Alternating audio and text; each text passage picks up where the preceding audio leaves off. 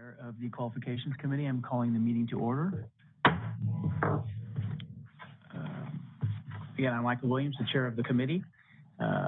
Wednesday, July 17th at 10 a.m. The CBA has provided the opportunity for the public to participate via the WebEx platform. When we take public comment, we will begin by taking public comment from those individuals attending the meeting at the Sacramento location. I will then ask the moderator to open up the lines for public comment. You will be allotted up to 5 minutes for public comment. I will turn over the establishment of a quorum to Katrina Martinez. Thank you. Jeffrey Baginski. Here. Rennie Chow. Here. Angela Honzik. Here. Timothy Jones. Here. Han Zhao Ming. Here. Jose Palma. Here. Michael Williams. Here. We have a quorum. Thank you. I'm going to read the mission statement. After quorum is established, I read the statement. The CBA's mission is to protect consumers by ensuring only qualified licensees practice public accountancy in accordance with established professional standards. The mission is derived from the statutory requirement that protection of the public shall be the highest priority for the California Board of Accountancy in exercising its licensing, regulatory, and disciplinary functions. Whenever the protection of the public is inconsistent with either interest sought to be promoted, the protection of the public shall be paramount.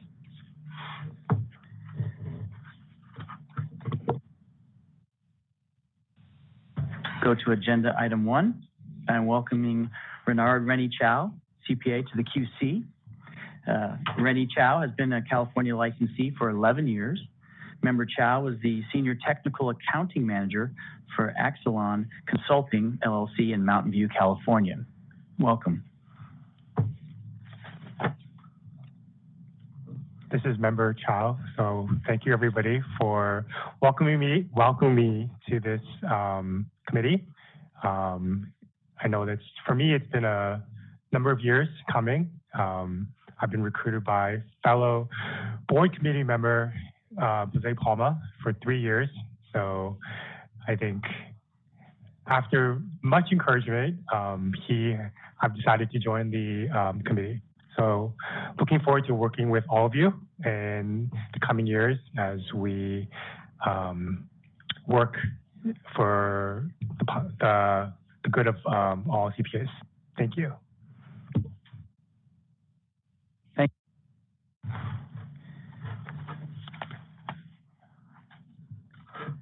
So next agenda item is the approval of the January 26, 2022 Qualifications Committee meeting minutes.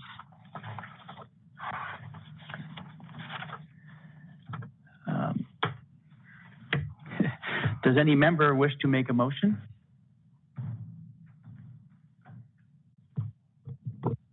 Motion to approve.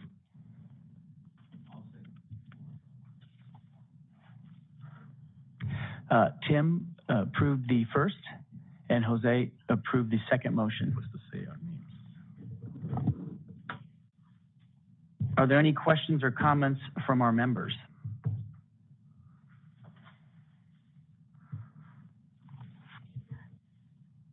Seeing that there are no comments, I will open it up to public comment.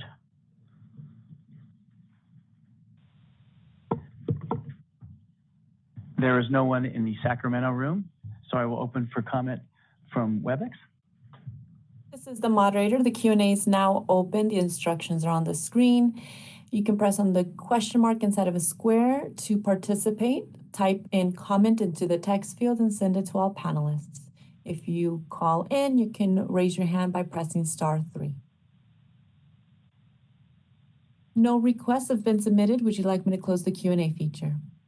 Yes, please.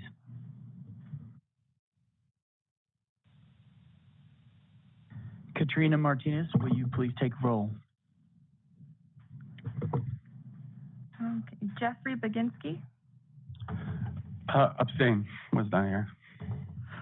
Rennie Chow, Abstain, I was not here. Angela Honzik, Approve. Timothy Jones, Approve. Han Xiaoming, Approve. Jose Palma, Approved. Michael Williams. Approve. The motion has passed. Thank you. I just want to make one comment. This is Michelle Center. For future meetings, you are able to vote on meeting minutes, even if you're not there, as long as you watch a recording of the minutes and then of the meeting, and then review the minutes. So just for next time, I wanted to make sure everyone was aware of that. Thank you. And next item. So approval of the proposed 2023 Qualifications Committee meeting dates. Does any member wish to make a motion?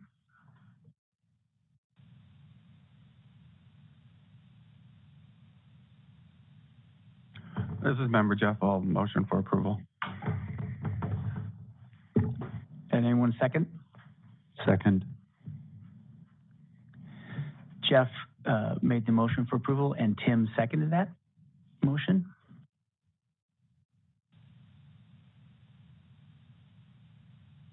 Are there any questions or comments from our members?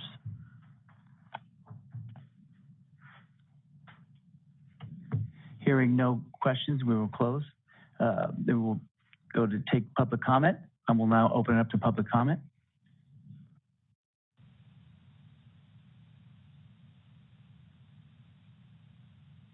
Elizabeth, can you open for comment? Yes. This is Thank the you. moderator. The Q&A is now open. Instructions are on the screen. Press on the question mark inside of a square.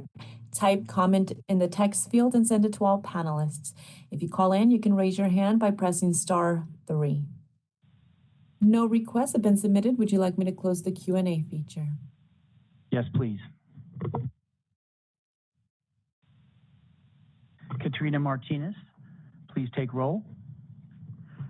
Jeffrey Baginski, Approved. Rennie Chow, Approved.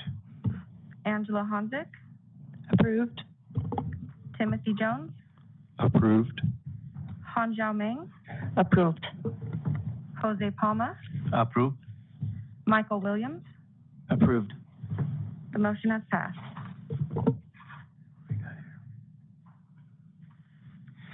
Next, we will have a report of the California Board of Accountancy Liaison, Yen C2.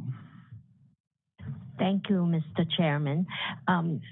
Once again, my name is Yen, and at the March CBA meeting, John Johnson with NASBA, Director of Legislation and Governmental Affairs, provided an update on NASBA's activity, which included updates regarding CPA evolution, the exam candidate pipeline project, and the Alliance for Responsible Professional Licensing, and of course, cryptocurrency.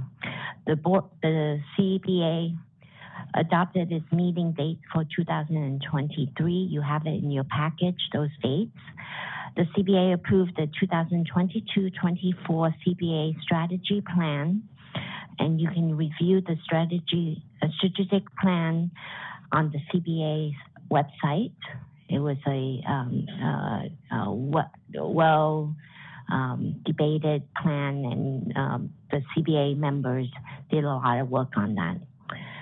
All right, the CBA approved regulatory text and direct staff to initiate the lawmaking process to eliminate the second signature requirement on the certificates of general and attested experience forms and consolidated information into one form for each type of accounting experience requirement.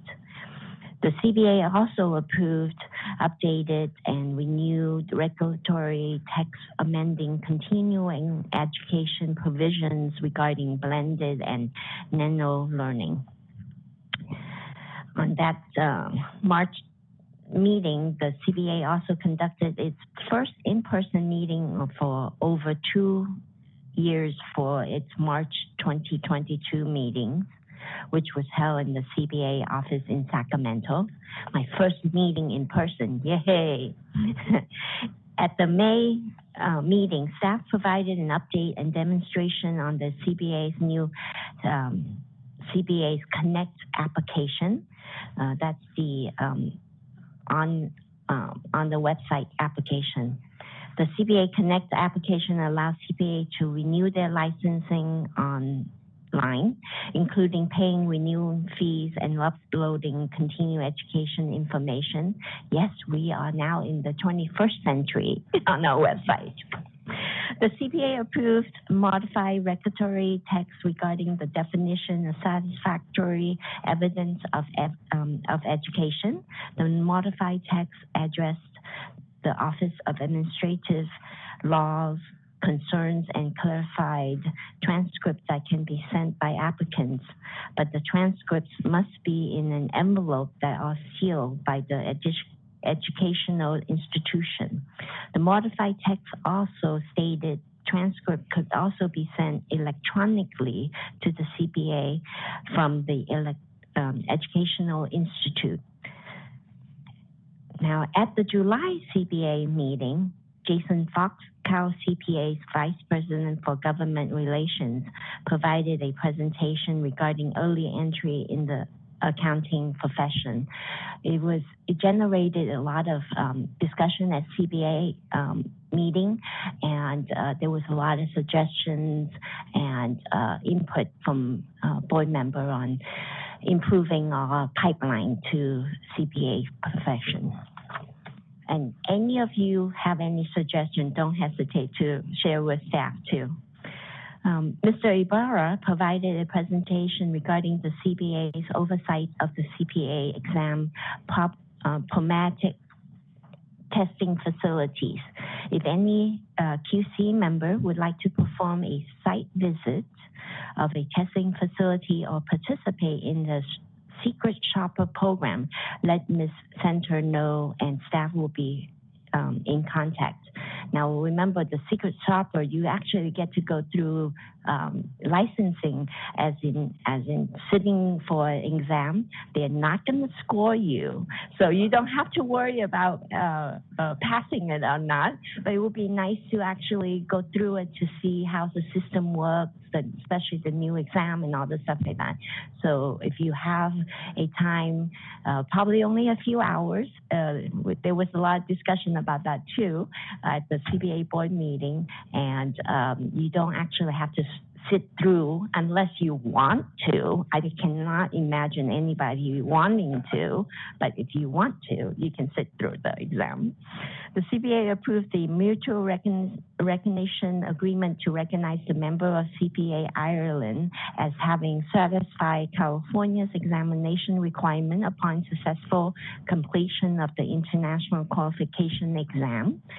Woohoo, Ireland. The CPA approved the following legislative amendments for inclusion in the Sunset Review report. First one is BPC section 5096.21 to elimination of the mobility stakeholder group. The BPC section 50701.1 to grant an individual with a permanent restricted practice order to be approved for a retired status license. That will be a nice provision.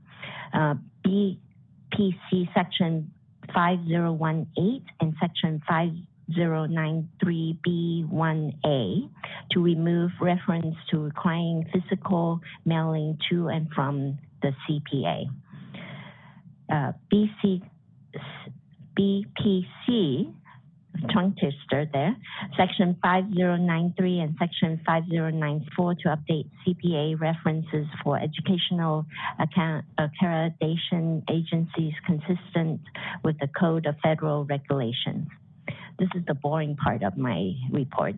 The CPA directs staff to initiate conversation with DCA legal counsel regarding the drafting of a rulemaking package related to early entry to CPA exam to include the following: requiring to submit a certification of enrollment documentation documenting enrollment, degree conference, and of course they're in the process. Requirement to provide transcript and or foreign accreditation evaluation documenting completed coursework and degree conference, if applicable, at the time of early entry application. Included the revocation of exam credits for application unless they can provide evidence sustaining a reason consistent with accepting reasons outlined in the CCR Section 7.1. Last but not least, the CPA also reviewed proposed legislation and took position on several bills during the March and May meetings. You can review the CPA's website for information on the bills. CPA as follows. CPA will host its next meeting in person at the CPA office in September 22nd, 23rd, 2022. That's my report. Thank you, Mr. Chairman. Ms. Ten. So are there any questions or comments from our members?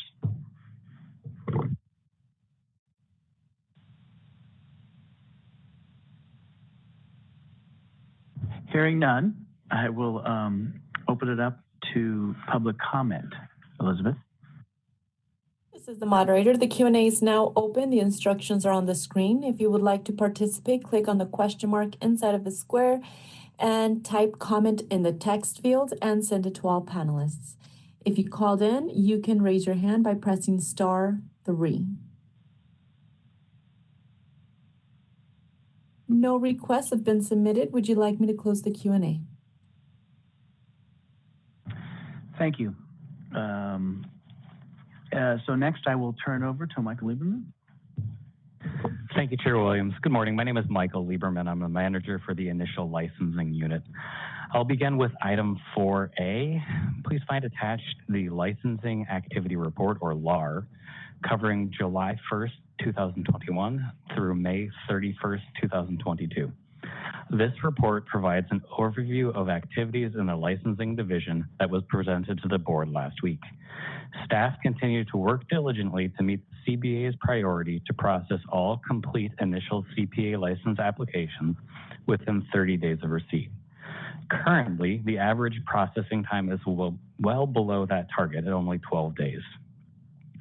If you would please turn your attention to Table 4 on page 4, of the 2,378 licenses issued between July 1st, 2021 and May 31st, 2022, 853 were issued with the authority to sign reports on attest engagements, which is approximately 36% of the licenses issued. I will now turn this item back over to Chair Williams and will be happy to answer any questions. Thank you, Mr. Lieberman. Are there any questions or comments from our members?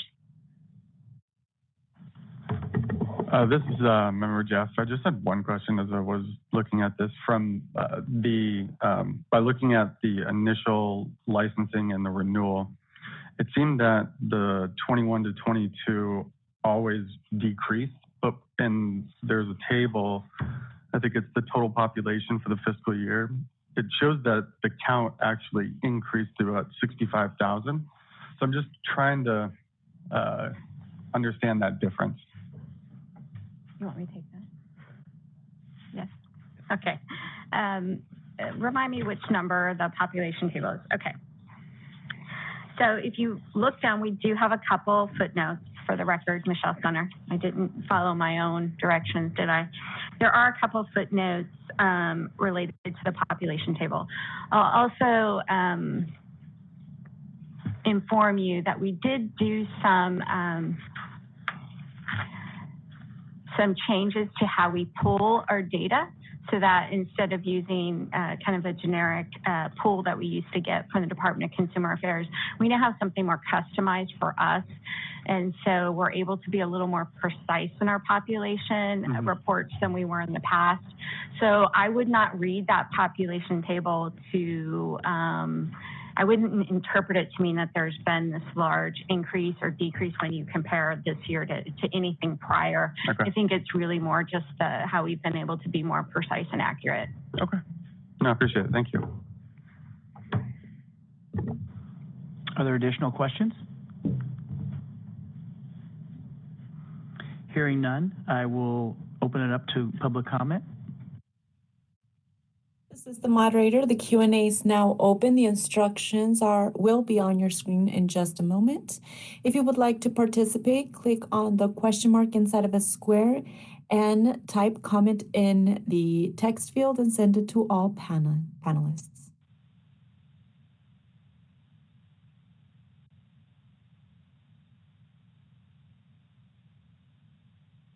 No requests have been submitted. Would you like me to close the Q&A?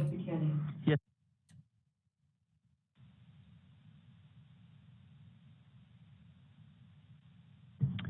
Michael will be presenting the.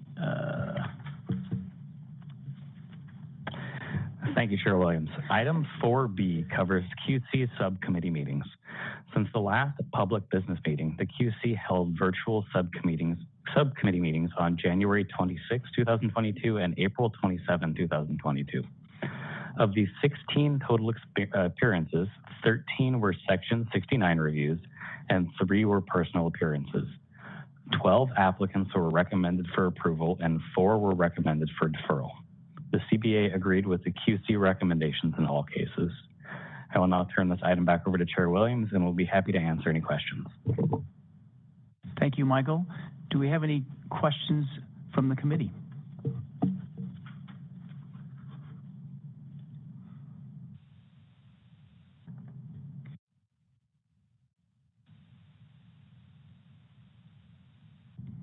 Hearing none, I will open it up to the public comment. This is the moderator. The instructions are on the screen. Just a friendly reminder to mute the microphones just to avoid the echoing in the conference. The instructions are on the screen. You can press on the question mark inside of a square and you can type comment in the text field and send it to all panelists. If you're calling in, you can press *3 to raise your hand. No requests have been submitted. Would you like me to close the Q&A feature? Yes, please.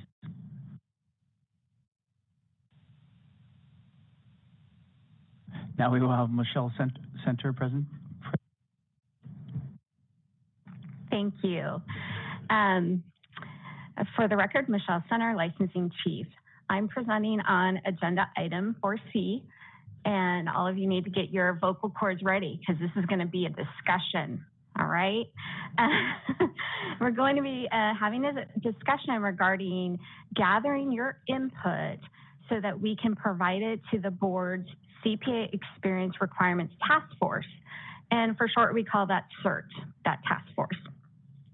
They have questions on the necessity and sufficiency of the attest experience requirements for CPA licensure. In November of 2021, the CBA established the objective and also the guideposts by which the CERT should perform its work.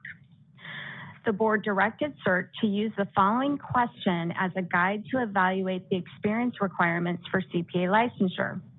And that is the present attest experience requirement necessary and sufficient to support the board mission to protect consumers by ensuring only qualified licensees practice public accountancy in accordance with professional standards?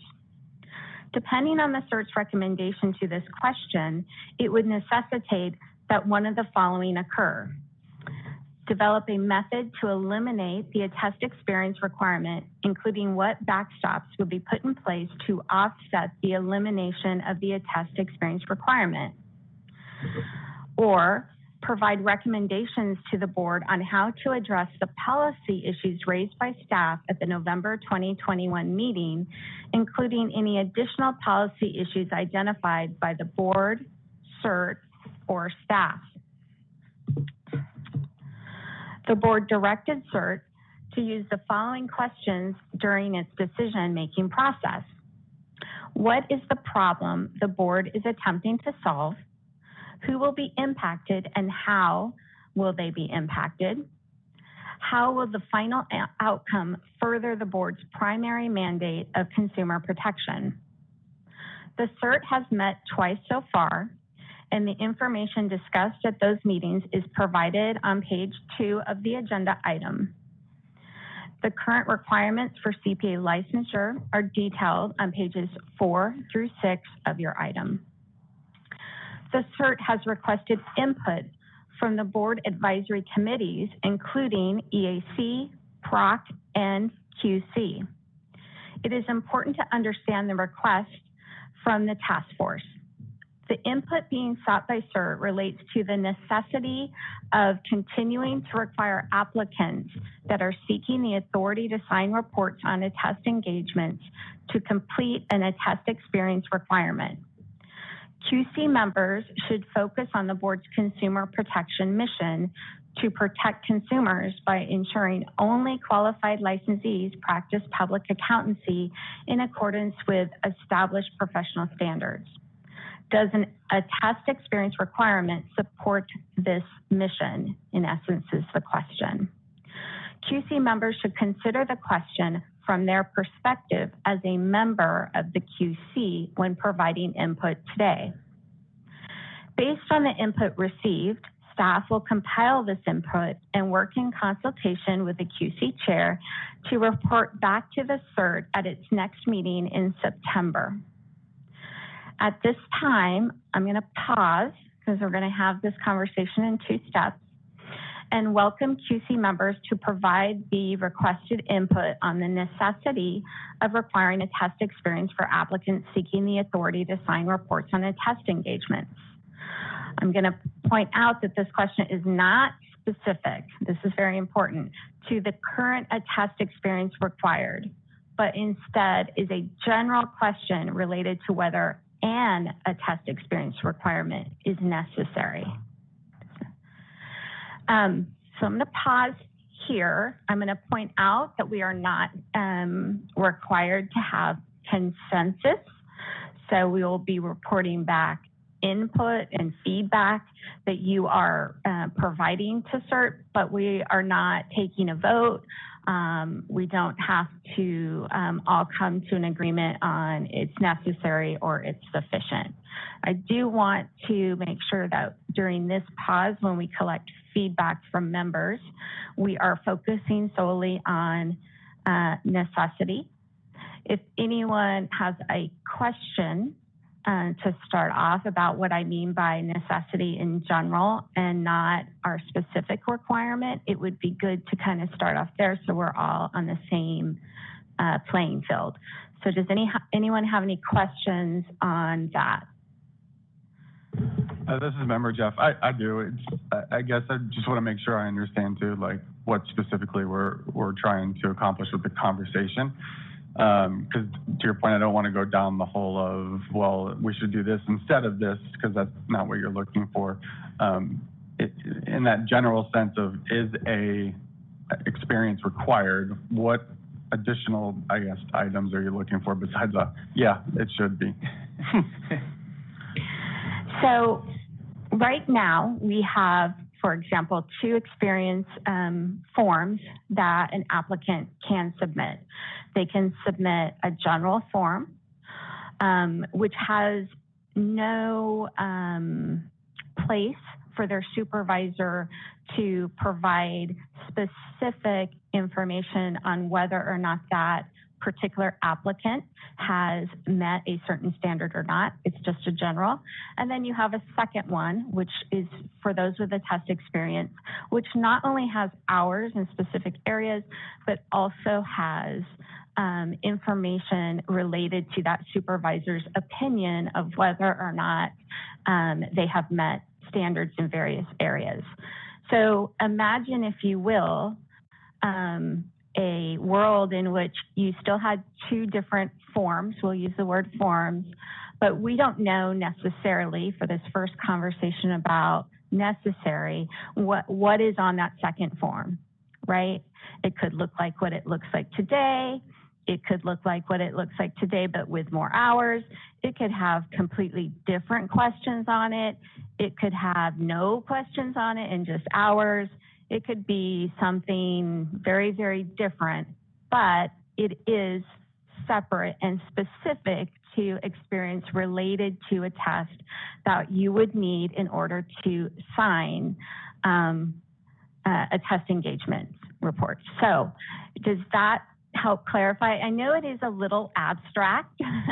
It's very abstract, let's be honest, to ask that question, but it is a very important question. If you reviewed the item or watched the meeting, you will have seen a report on maybe what other states are doing, and you will know that members of the CERT have had lots of conversations on that, because there are many states that do not have this two-pronged license type, and you don't need this experience in order to do this specialized work.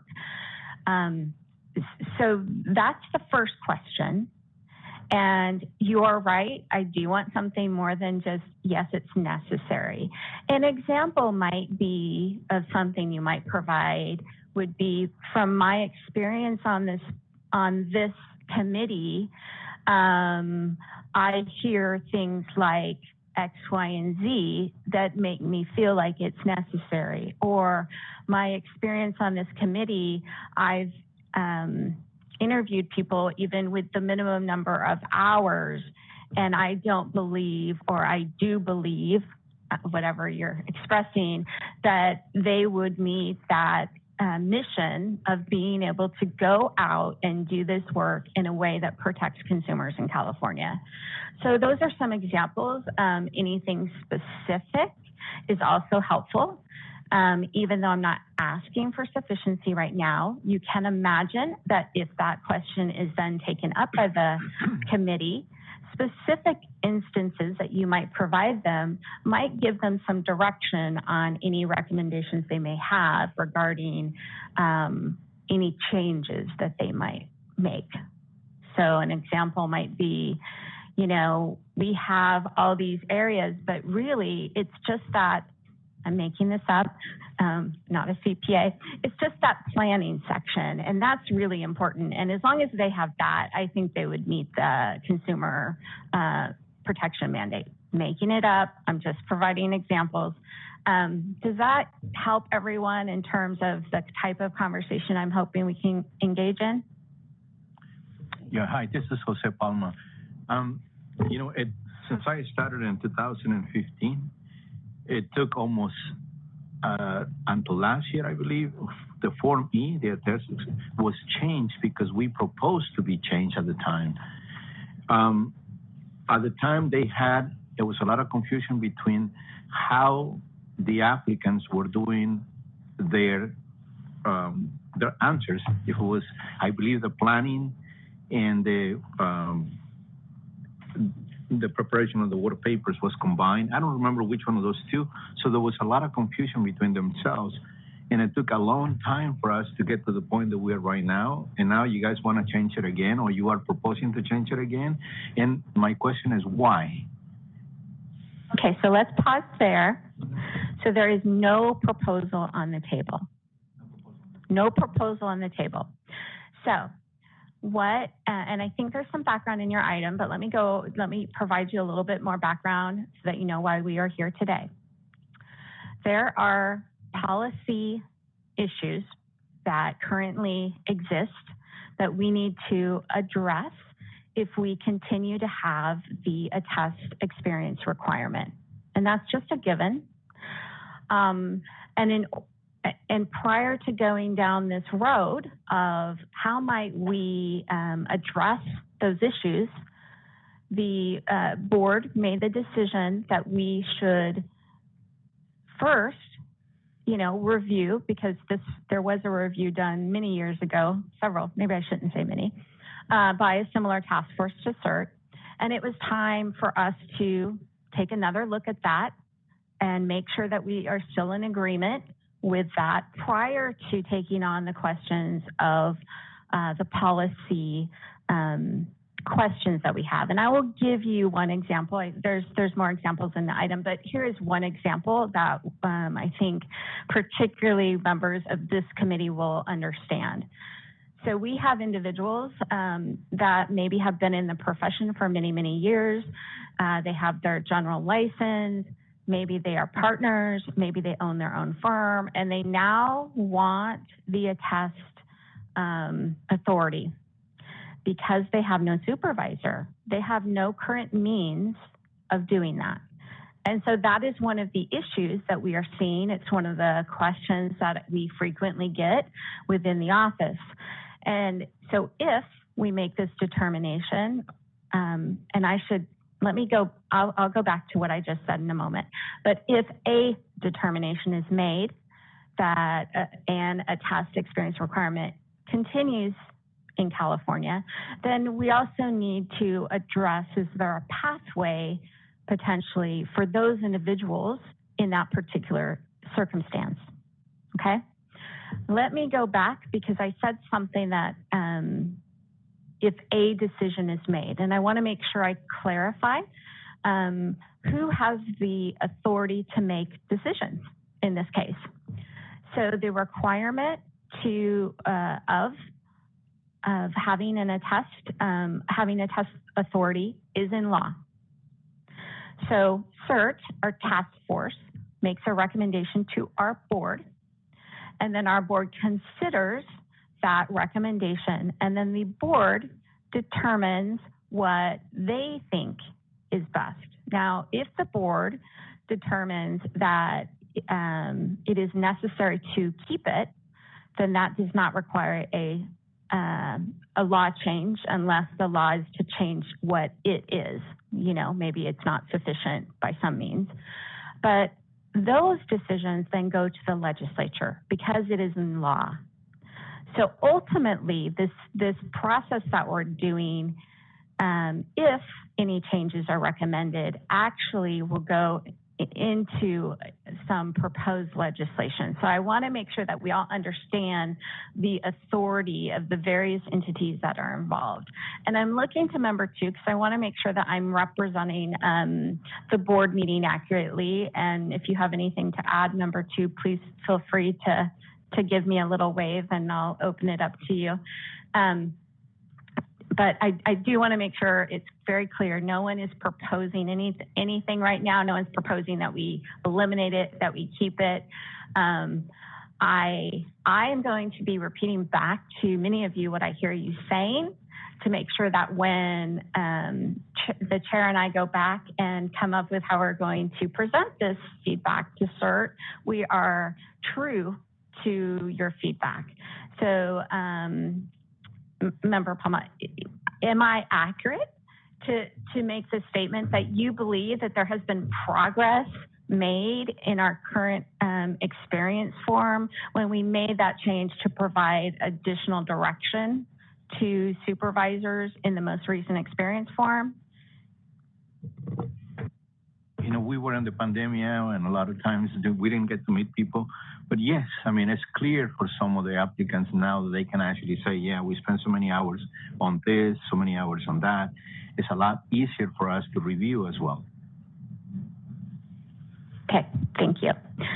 So I'm going to now focus us back on the necessity question and open it up to hear from those of you, particularly those of you who have been around a while.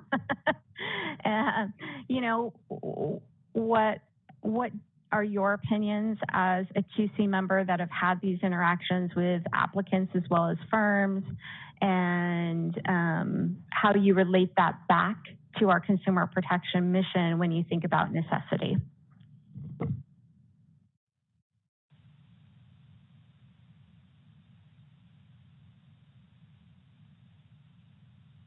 This is Member Jeff. Sorry, one more kind of question on that last piece. So, for like me personally, I think it started around 2020, and I've done like one set of interviews. Are you also kind of looking for in that vision of, let's say we didn't have this attest experience, and we were deciding whether to have it and what it would look like? Are you also interested in sort of that prior experience, even going through this process and working in a firm, and like this is what makes sense, that type of thing, or just experience on QC? I mean, you're a human, and it's hard to separate your experience. And so I'm not. I think you bring that to the table. Your past experience and the fact that you have that experience is why you were selected to be on this committee. So you don't have to separate out your prior experience, but relating it back to being a member is also helpful. I think I'm seeing a lot of hesitation around the room. So if I just ask the basic question, which is a yes/no question, is it necessary for California, given our mission, to have a separate attest authority that relies on experience? Is that necessary? Yes. Michael Williams, yes. Okay. So Jose Palma, yes. Okay. What I saw was consensus around the room that every single person believes it's necessary. If you didn't say that, you better correct me right now, because that's what I'm telling the board. Okay, so every single one of you thinks it is necessary. So now let's go back to the why. The why. What is it about having that experience and maybe that particular work that is done, the nature of what that authority provides an individual that makes it necessary?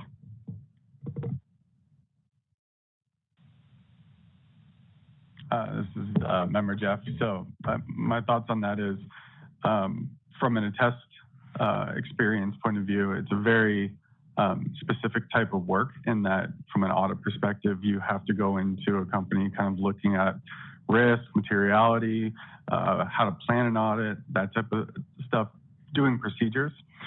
And I think without having that sort of experience and a requirement for that experience, then just being able to sign off on opinions I would see a big risk in that. So before I open it up to someone else, can I ask you, if they didn't have that, what is the risk? What goes wrong? Yeah, I would say that you have audits that weren't sufficiently done, financial statements that weren't, I would say, missed a lot of different things. So I think that's the big one, is audits weren't sufficiently done. And that is bad for consumers because? I mean, you're risking, if you sign off on a report, you're, and then all of a sudden something comes out as an error, the consumer now or investors start losing confidence in auditors or just audit firms. Yeah. I hope you don't mind. No, lead me to kind of what you're asking for. That's great. Okay. Yeah. Go ahead, Michael. And I'll just add to that. So the consumer, well, I'll step back a little bit. I was on this committee from 1999 to 2009. And during that time, the legislature wanted to change. Anson, were you? I don't know if you were on the. Okay. They wanted to change to a two-tiered system for CPA. Everyone on that committee was against this because, this committee is about attestation. That's what we're reviewing for. So the Form G. Now we helped prepare the Form G, so we would have a differentiation on an attest, and so it was, clear what an attest function is. The public, I don't think, when they hear CPA, they think two things, audit and tax, right? They don't understand attestation so much, the business community does. So to your point, people rely. They say, oh, that's signed by a CPA. So that person understands risk and materiality and SOX and things, that happen because of Enron, et cetera. And so, when I appeared in front of this committee twice. I was at the time working for USDA, Office of Inspector General, and I performed a very small audit, kind of like an HOA audit, right? My supervisor, who was a California CPA, signed off. I went in front of the committee and was deferred. They since had a program that you did a full audit of RRH, rural rental housing, you know, with compliance, but, you know, full financial statements. And I performed that, and it was signed off. I learned so much from that audit, what an audit really is, and understanding risk and materiality and how to present the financial statements, that just because I passed the audit section in the CPA exam, it doesn't mean you can audit, okay? So I'm very strongly believe that this attestation is important for the consumer, and so you know, and that's the reason I'm on the board too, and because I enjoy it. But you know, I'd say about 20 to 30% of people are deferred. Some of these signers of the form probably don't understand. I mean, you know, I'm a CPA. I'm not going to sign that form unless I'm sure that person can perform an audit and has performed an audit. Many of the times they say, well, I know they can do it. Well, if you haven't done it, I'm not buying that, but so I'll pass. Okay, so I am going to try to summarize some of the things that I'm hearing, and you know, of course, you all used technical terms, but Michael got all those, and so we'll insert technical terms as appropriate from his notes. All right. So I'm hearing a couple things. I'm here, and if you want to shake your head like, yeah, I agree with it, or no, count me out, that's good too. I'm hearing that there is a strong belief that a test work is highly technical and highly specialized. Okay, that's what partly I'm hearing. Insert technical words here. I am hearing also that specialized work comes with risks that are specifically consumer risks, not only from a consumer of the firm who may be, you know, purchasing that audit or whatever, but from investors or from the general public who is consuming information about maybe the health of a firm, company, whatever, okay? And I'm a layperson, so did that make sense? Okay. I'm also hearing that, and we hear this quite often, that the layperson, like myself, does not recognize that there's these different types of CPAs, and some people have authority to do this specialized work and some don't. And that puts extra responsibility on the board to make sure that those people have that, because that responsibility and knowledge may be too much to expect a consumer to have. Now, I've kind of elaborated and read into comments that were made, and so correct me if I'm wrong. But not only that they don't know, but maybe we shouldn't expect consumers to have to know all of that, and that we should protect them from themselves almost to make sure that we have that that license type and that authority. Okay, so I made all that up and made some jumps potentially. So I'm looking around. Am I crazy? Michael Williams, no, you're not crazy. I wanted to add to... You to say I was crazy on the record. No, so, workers' comp, right? So I also wanted to note that, you know, there are other types of audits, right? There's operational, there's compliance, and I've done all those, but they're very different than financial. And obviously financial has the most risk, right? And that's why, you know, some firms got out of they'll do reviews and that's it. Even those are kind of, you know, liability. So, but to your other point, the consumer, like I said, they think CPAs do two things, taxes and audits, and since they're certified by the state, that they have that ability to do that. And so they would, I'm sure, suspect that they would have the experience. Okay, so going back to kind of what you see and experience as a QC member, Michael mentioned a little bit of this, which, and what he mentioned was that sometimes you see supervisors that maybe want to give the benefit of the doubt to their employee, and it's a little bit more about what they think they can do than maybe what they have done.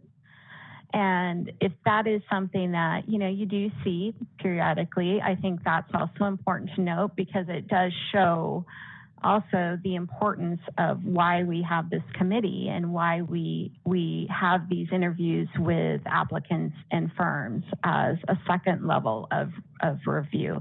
So am I overstepping? Is that something that you believe you also do see sometimes in terms of kind of supervisors sometimes, because of the relationships, potentially close relationships that they have with their staff, are generous, I guess, on the form? This is Michael Williams. You know what, we've seen that with applicants where they've done HOA audits or things, or, you know, a lot of reviews, and then the partner will say, well, you know, I know they can do it. You know, we have Thomson Reuters or whatever, and we got their audit program. I personally don't believe that's enough, because when you delve into it with the candidate and ask them about the planning portion specifically and the issuance of the financials, you could get a deer in the headlight look, right, or whatever. And when you use words and they're not familiar with, they're familiar with materiality, but if you talk about, you know, the risk and how, you know, for this client, what kind of risk does this client have? And you don't get a response that gives you a comfort level. So I believe that having this committee or having the Form E for attest makes any signer of that Form E for that applicant think, like, this is my license, right? And I'm signing here, so it's a tool for oversight of what we're trying to do. And so if you don't have that tool, I think, you know, I think the public misses out, because they're thinking you have some kind of oversight, and I mean, you can change a tool, but you have to have some kind of tool, a monitoring tool, and so that's part of the committee and part of the form.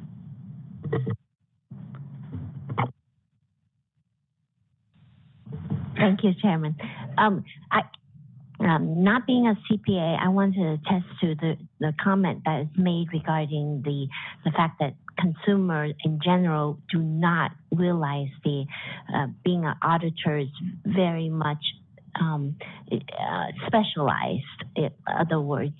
And a lot of times we do not realize that. I mean, I am on a lot of nonprofit boards, and I have run nonprofit before. And when I go out and look for an auditor, I realize I have to go look for a specialized firm that actually can do audit, and not just any CPA out on the street. And but it's something I have to learn to know that. I would not automatically would know something like that. Thank you, Member 2. And that's a good point. You researched it and found, oh, okay, now I'm on this nonprofit. I have a fiduciary responsibility, right, because I'm on the board. So we're going to get someone to audit the financials. And then you find out, oh, there's different types of CPAs, right? And what type of audits, or maybe they're a tax or whatnot. So maybe that's great. That's to my point. I think the public in general, if they're not involved, they just think, oh, CPA, you know how to audit, right? You got the experience. This is Member Hanzik. I think one point that hasn't come up yet is the amount of judgment involved in our profession. So it's very technical and specialized, but we are an apprenticeship model profession requiring many reps and learning how to take our foundational knowledge and then apply judgments that are involved and differ from audit to audit, which I think only comes really through repetition and working with someone who has had more experience in the field. And without the attest experience requirement, we're losing this framework for understanding if someone is able to make those judgments, such as in the planning and risk assessment process that you've described.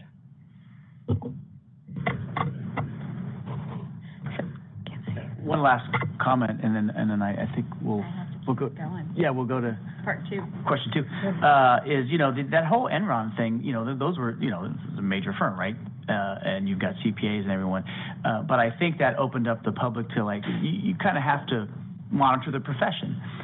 Obviously, we have the PCAOB now, and that does that. But the state of California, when I obtained my CPA in the 90s, was looked at it like, if you get a CPA in California, you got it. I mean, it's well respected more than other states that you pass the exam and you get it or whatever.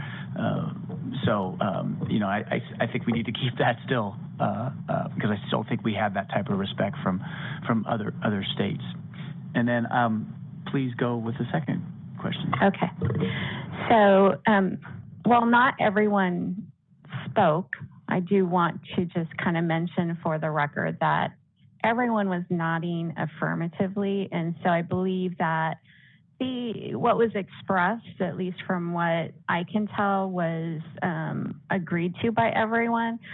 Please feel free to talk to me personally afterwards if you have any concerns, but I believe I have enough for us to work together to express that QC believes this is necessary and the reasons for that. So now we go on to sufficiency. So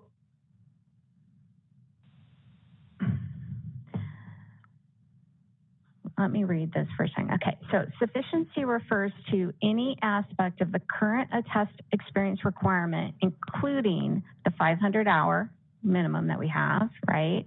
The supervisor's determination that the applicant understands the professional standards outlined on the specific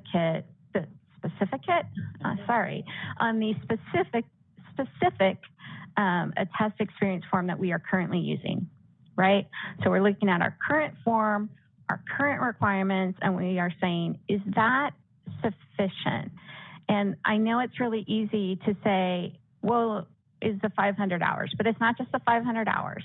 Okay, is the form and process that we currently have sufficient? And what we again go back to is sufficient to protect consumers according to our mission.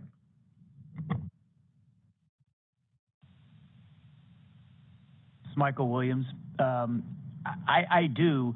I mean, the 500 hours, and that's been discussed ever since I've been on the committee. And people when they come in, partners will say, "Where'd that come from?" You have to have something. That's a judgment one, because that 500 hours, 500 billable hours is not enough for an audit. But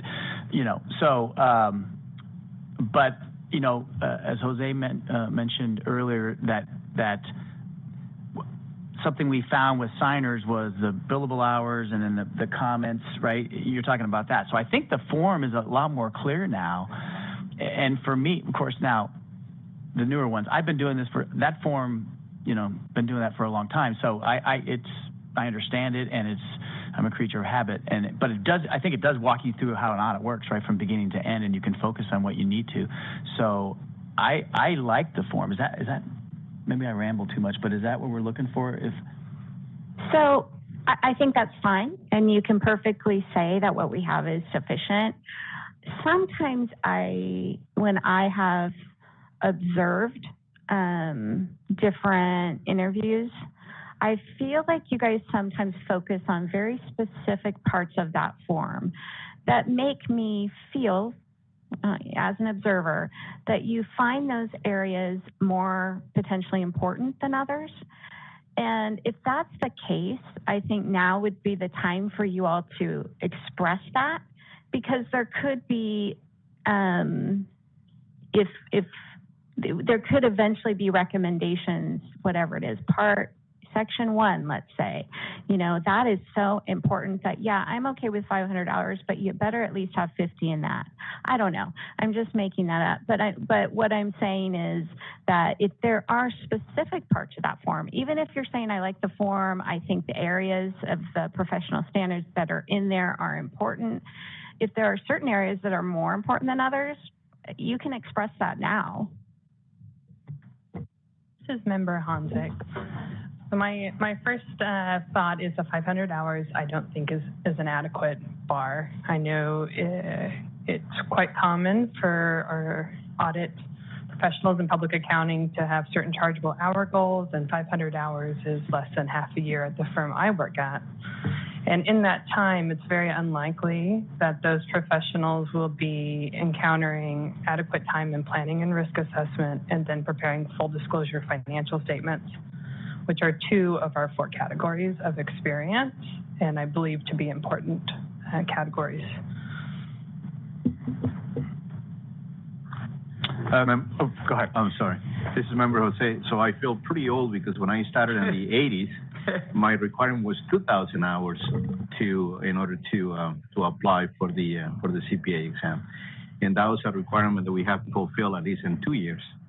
So either we have the 2,000 hours or 2 years, and then we, obviously we went to submit a form like this. It was different, but exactly what Angela said. Sometimes we have firms that they have an average the hours. They have 300 here, 400 here, all even numbers.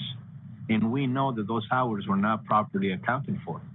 So sometimes we have to refer those firms back and says, how do you keep track of the hours of the applicant? Well, we average the hours based on how many people we have in the office, how many hours we do, and we allocate the hours.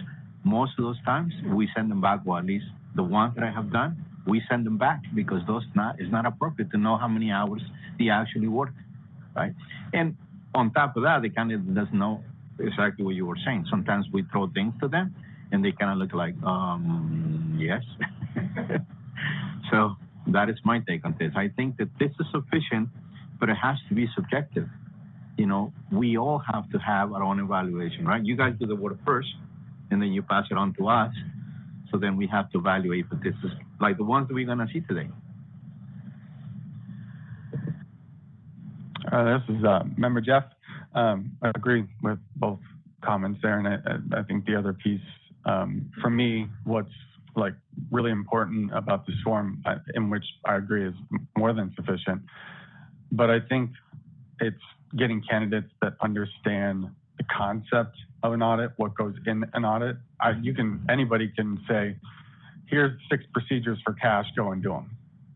Anybody can come out and do that, but it's understanding why you're doing that, and it goes back to all those technical terms, assessing the materiality, what's the risk, and we're getting into a world where IT is almost kind of just converging with audit, because the firm I worked at, you have the regular kind of, we're going to plan out the audit, assess the risk, do the general procedures. Then you have your IT team that looks at the systems, and it's I think going to get even more kind of complicated and in a sense trying to understand, especially internal controls, how the systems communicate to each other. So to me, I think that's one of the most important aspects is, does a candidate understand why they're doing what they're doing? This is Member Ming. I just want to say the current process collectively is sufficient if we go through all the steps, including filling up the forms, have the supervisor validate the experience, and go through the board or the committee to determine whether they're have sufficient experience to sign the report. But then my experience tells me 500 hours doesn't really cover very much. It's probably 1 or 2 audits to the most. And then, there's the important areas they have to understand before they can say, I'm okay with the report, I'm able to sign. So if a candidate really have the sufficient experience to sign, they actually would have gone through more than 500 hours in reality. Then setting the bar so low, just giving us more applications that we have to screen through. So I'm looking at the stats here. The initial licensures for a year is over 2,000. It's impossible for us to look at all the 2,000 if they all report 500 hours. So just something to consideration. There's a little discrepancy between the hours required to what actually would have sufficient experience earned. So a couple things. This is Michelle. One of which you all know, it's not only that 500 hours is a minimum, but the supervisor has to be able to affirm all of those professional standard statements. And in order to affirm all those professional standard statements, we are seeing, of course, forms that have a lot more than 500 hours, right? And, you know, we do the first run. And so you are seeing the ones that are questionable for some reason, right? And that's the ones that you have experience with, right? And so I think we also have to kind of keep that in our mind as we're thinking about this, because you are meant to see the ones that get deferred, at least some of them, right? You're meant to do that. That's why you exist, and that's why they went to you, is because we had some question, right? On whether or not it should be approved. So I'm hearing a couple of things. I'm hearing that in general, people like the form and the areas covered in the form. If we were going to emphasize any areas in the form, it would be the planning and then the financial disclosure section. I'm looking around, everyone agrees with that. It's not a strong recommendation that we do that, but it is the ones that you think are most important in terms of them being able to go out and do the work without as much supervision on their own. That's what I'm hearing. I'm also hearing that, you know, most of you, or all of you, I'm not sure, find it very questionable that anyone would be able to mark affirmatively on all the things on that form with only 500 hours.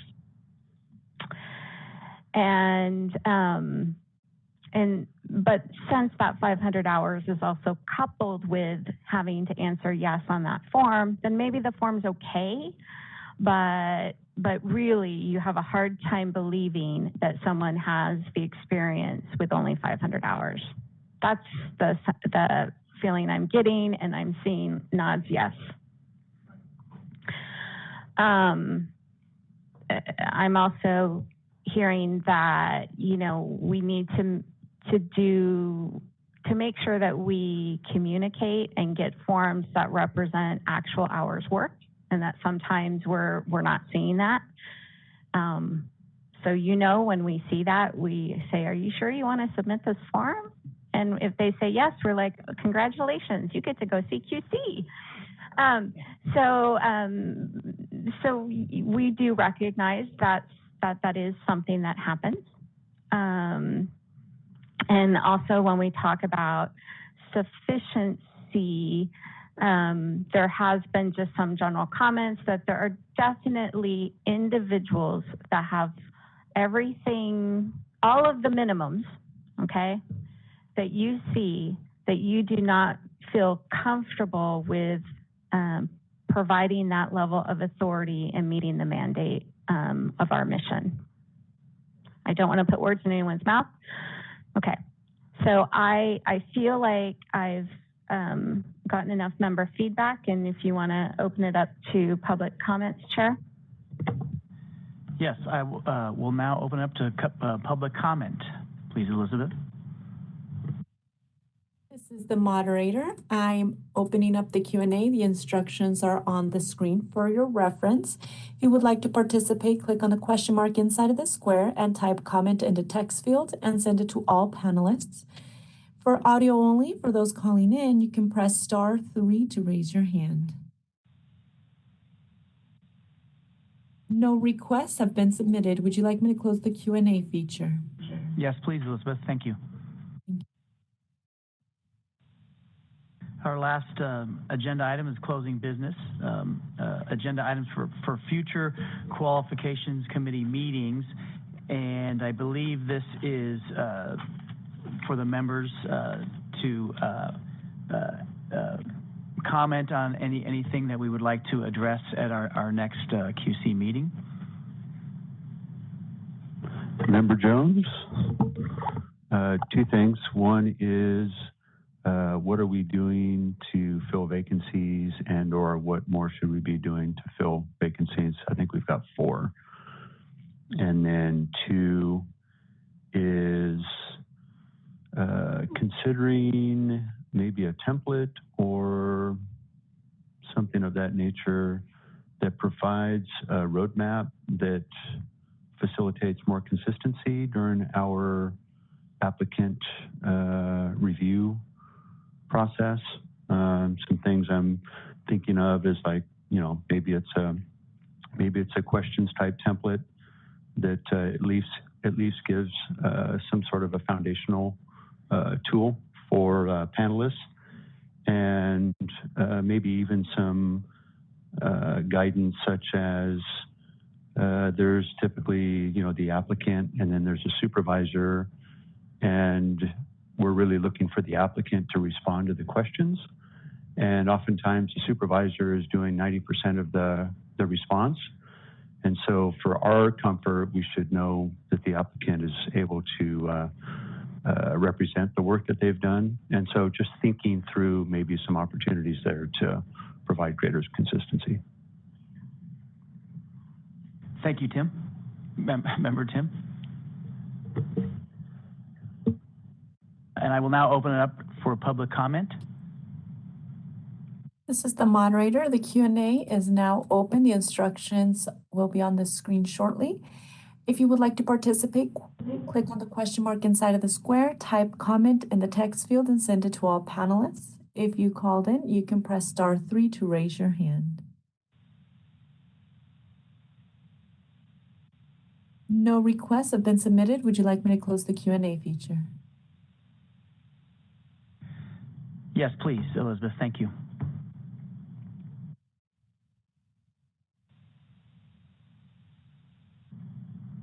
And with that, I will adjourn the meeting at 11:11.